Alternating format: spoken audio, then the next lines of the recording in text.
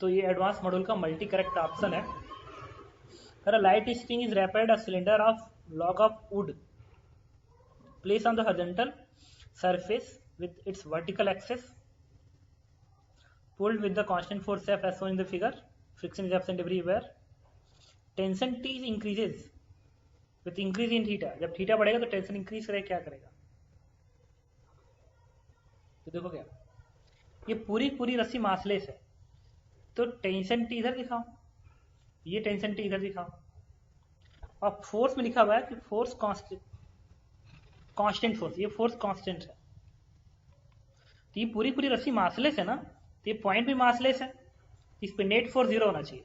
तो क्या दिखाओगे? टी का ये कंपोनेंट टी कॉस थीटा और टी का ये component 2t cos theta, it should be balance bye F, F से बैलेंस होना चाहिए। तो यहां से टी क्या आएगा? F upon 2 cos theta. अगर थीटा इंक्रीज करेगा तो कॉस थीटा डिक्रीज करेगा, तो फिर टेंशन इंक्रीज करेगा, जब ये डिक्रीज करेगा तो टी इंक्रीज करेगा। इसका मतलब ये पार्ट क्या कह रहा है? The tension T in string increases with increase in theta. Theta increase करेगा तो टेंशन इंक्रीज करेगा। हाँ, इसका मतलब इसका ए ऑप्शन सही है।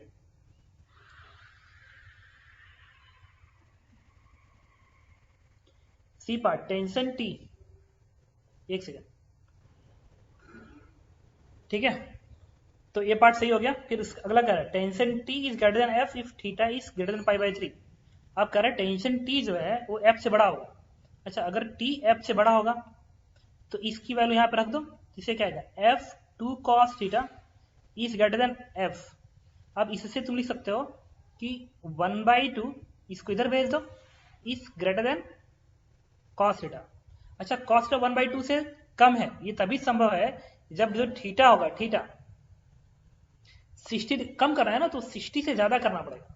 एंगल जितना ज्यादा होता है कॉस थीटा उतना ही घटता है, तो कॉस थीटा को 1/2 से कम आना है, तो 1/2 से कम कब आएगा कॉस थीटा? जब थीटा 60 से ज्यादा होगा। इसका मतलब कि पाई बाई 3 से ज्यादा होगा। इसका मतलब कि टेंशन फोर्स एफ से तभी ज्यादा होगा जब थीटा पाई बाई 3 से ज्यादा होगा।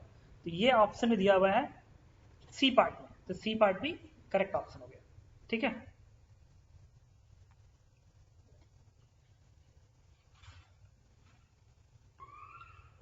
क्वेश्चन नंबर 7 है, कह रहा है ब्लॉक ए बी सी सारा सरफेस फ्रिक्शनलेस है।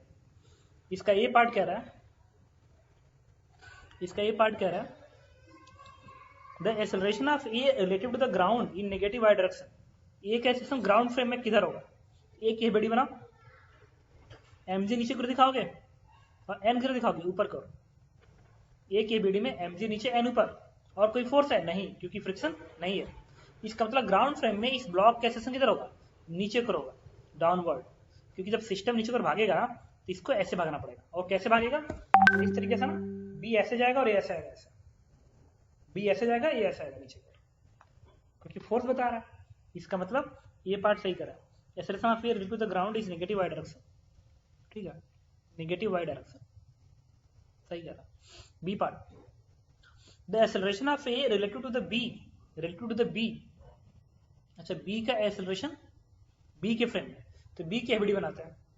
तो बी की जब एबीडी बनाओगे, इसका एक्सेलरेशन नीचे को हो गया, मान लो ये किधर हो गया, या फिर नीचे को दिखा दिया।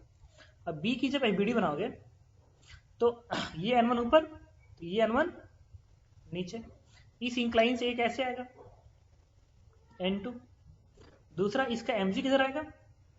Downward, mg downward. इसका mg इधर, इधर से n1 आएगा, n2 आएगा और इसका n1 आएगा। इसका मतलब ये हो गया कि ब्लॉक बी के पास दो एक्सेलरेशन, एक इधर भी है एक इधर भी है। इसका मतलब ब्लॉक बी के पास एक एक्सेलरेशन इधर होना चाहिए, इट इज मान लो A2 है, और एक इधर होना चाहिए, this is A3 in force की वजह से। तो बी पार्ट में क्या रहा है? The acceleration of A relative to B, A का एक्सेलरेशन बी के फ्रेम में, बी पे खड़ा होके जब ए को देखोगे, देखना, जब बी पे खड़ा होके तुम ए को देखोगे, ए को, तो सूडो फोर्स इसके वजह से आएगा ना, इस फोर्स की वजह से इस पे सूडो इधर दिखेगा Ma2 का, और इनके वजह से तो फोर्स वाई में आएगा।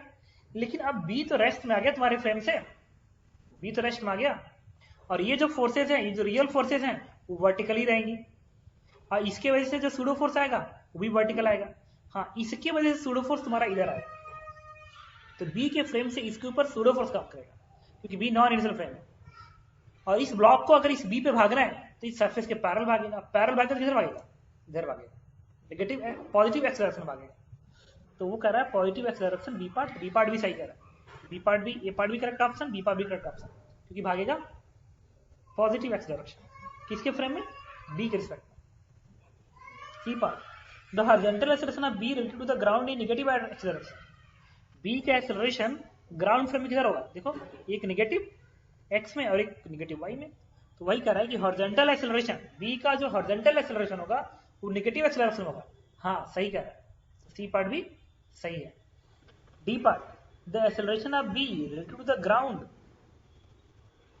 Directed along the incline surface of C is greater than G sine theta. ठीक है, कह रहा है क्वेश्चन में कि इस ब्लॉक का जो एक्सेलरेशन होगा, इस ब्लॉक का जो एक्सेलरेशन होगा